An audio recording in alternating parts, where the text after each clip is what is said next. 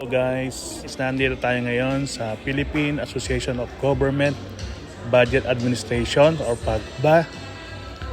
Ito yung kauna-unahang seminar and meetings sa taong 2024.